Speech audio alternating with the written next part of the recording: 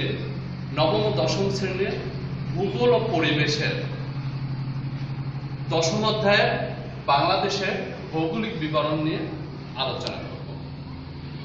প্রথমে আমরা বাংলাদেশের অবস্থান সম্পর্কে জানব। বাংলাদেশ দক্ষিণ এশিয়ার একটি দেশ। এটি উত্তর দিক এবং দক্ষিণ দিক।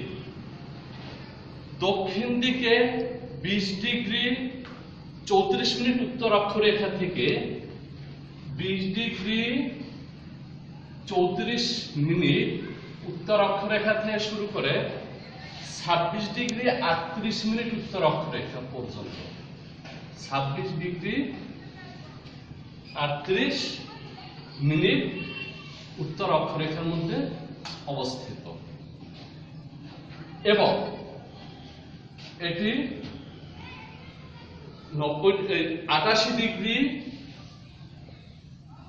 01 মিনিট পূর্ব দ্রাঘিমা রেখা থেকে শুরু করে 92 ডিগ্রি 41 মিনিট 92 ডিগ্রি 41 মিনিট পূর্ব দ্রাঘিমা রেখার মধ্যে অবস্থিত। এখন এখানে একটা সমস্যা হবে তোমাদের অবশ্যই, যেটা আমি দক্ষিণে উত্তর বললাম আর উত্তরে তো উত্তর বললাম, পশ্চিমে আমি পূর্ব বললাম এবং পূর্বে আমি পূর্ব বললাম।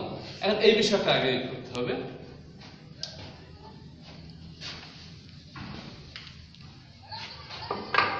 পৃথিবীকে উত্তর দক্ষিণে দুই ভাগে ভাগ করেছে নিরক্ষরেখা। নিরক্ষরেখার উত্তর দিক উত্তর অক্ষাংশ, দক্ষিণ দিক দক্ষিণ অক্ষাংশ। তাহলে এখন বাংলাদেশ সম্পূর্ণরূপে উত্তর অক্ষাংশে অবস্থিত।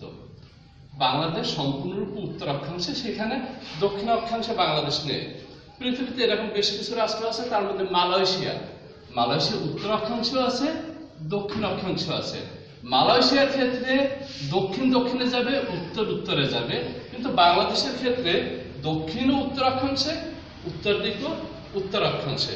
ঠিক তদুপরি আমি দ্রাঘিমার কথা যখন বললাম, সেক্ষেত্রে দেখা গেছে মূল মধ্যরেখা থেকে পূর্ব পশ্চিমে পৃথিবীকে দুই ভাগে ভাগ করা হয়েছে। বাংলাদেশ সম্পূর্ণরূপে পূর্ব দ্রাঘিমায় অবস্থিত। এখানে বাংলাদেশ পশ্চিম দ্রাঘিমায় নেই। আর যুক্তরাজ্য পূর্ব ও পশ্চিম উভয় দ্রাঘিমাতে আছে। সুতরাং পশ্চিম দিক পশ্চিমে, পূর্ব দিক অবশ্যই পূর্ব দিকে। তো এক্ষেত্রে দেখা গেছে যে বাংলাদেশের অবস্থান সম্পূর্ণরূপে পূর্ব দ্রাঘিমায়। সুতরাং এর পূর্ব দিকও পূর্ব দ্রাঘিমায়, পশ্চিম দিকও পশ্চিম দ্রাঘিমা রেখায় অবস্থিত, পূর্ব দ্রাঘিমা রেখায় অবস্থিত। কর্কট ক্রান্তি রেখা এবং 90 ডিগ্রি পূর্ব দ্রাঘিমা রেখা, আমি আবার বলছি, কর্কট ক্রান্তি রেখা এবং 90 ডিগ্রি পূর্ব দ্রাঘিমা রেখা বাংলাদেশের ঠিক মাঝখান থেকে অতিক্রম করেছে। প্রিয় শিক্ষার্থীবৃন্দ, আশা করি এ পর্যন্ত বুঝতে পারছো। এখন আমরা বাংলাদেশের আয়তন নিয়ে আলোচনা করব। আমরা জানি বাংলাদেশের আয়তন হচ্ছে 1,47,570 বর্গ কিলোমিটার। মিয়ানমারের সাথে এবং ভারতের সাথে ছিটমহল বিনিময়ের মাধ্যমে আমাদের দেশের আয়তন অনেকটা বেড়েছে। সেটা গেজেট আকারে আসেনি বিধায় এখনো সেই 1,47,570 বর্গ কিলোমিটারে আছে। এটা গেজেট আকারে আসলে পরে বাংলাদেশের আয়তন আরো বৃদ্ধি পাবে। বাংলাদেশের সমুদ্র সীমা টেরিটোরিয়াল আয়তন হচ্ছে 12 নটিক্যাল মাইল। টেরিটোরিয়াল শব্দের অর্থ হচ্ছে রাষ্ট্রাধীন সমুদ্র সীমা, সেটা হচ্ছে 12 নটিক্যাল মাইল। এখন নটিক্যাল মাইল কি? নটিক্যাল মাইল, 1 নটিক্যাল মাইল সমান 1 নটিক্যাল সমান 1.852 কিলোমিটার। এখন বাংলাদেশের রাষ্ট্রীয় সমুদ্র সীমা হচ্ছে 12 নটিক্যাল মাইল। এরপরে অর্থনৈতিক সমুদ্র অঞ্চল হচ্ছে 200 নটিক্যাল মাইল। আর সামুদ্রিক মালিকানা হচ্ছে মহীসোপানের শেষ সীমা পর্যন্ত, দক্ষিণে মহীসোপানের শেষ সীমা পর্যন্ত। আমরা জানি যে মহিডালের পরে যে মহীসোপান থাকে, সেই মহীসোপানের শেষ সীমা পর্যন্ত।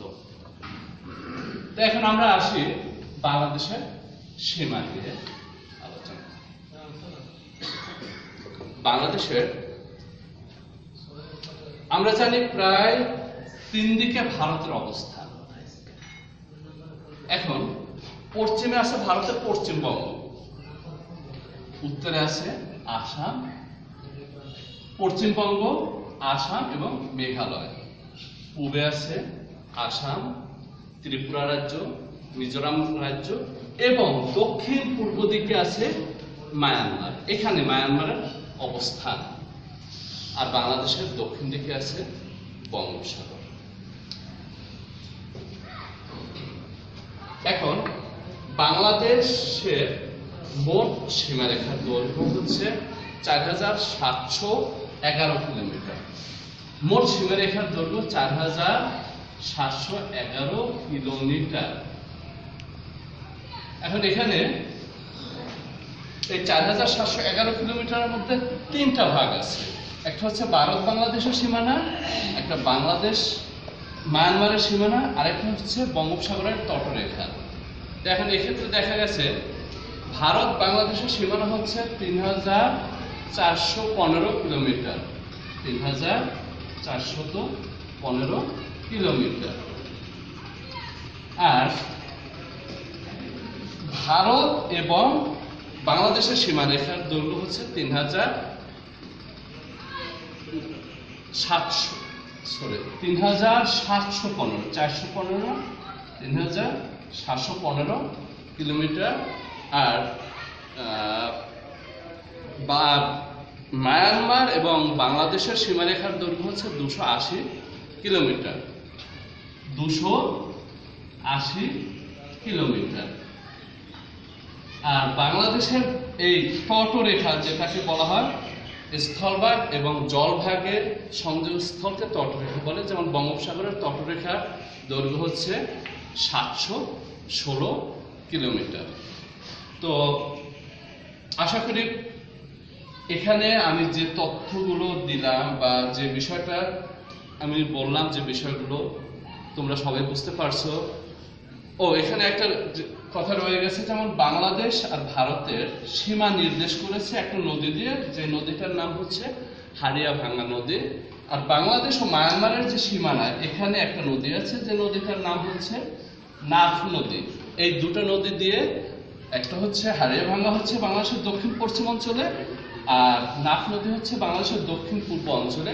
এই দুটো নদী দিয়ে বাংলাদেশ ও ভারত ও মায়ানমার থেকে বাংলাদেশকে পৃথক করেছে।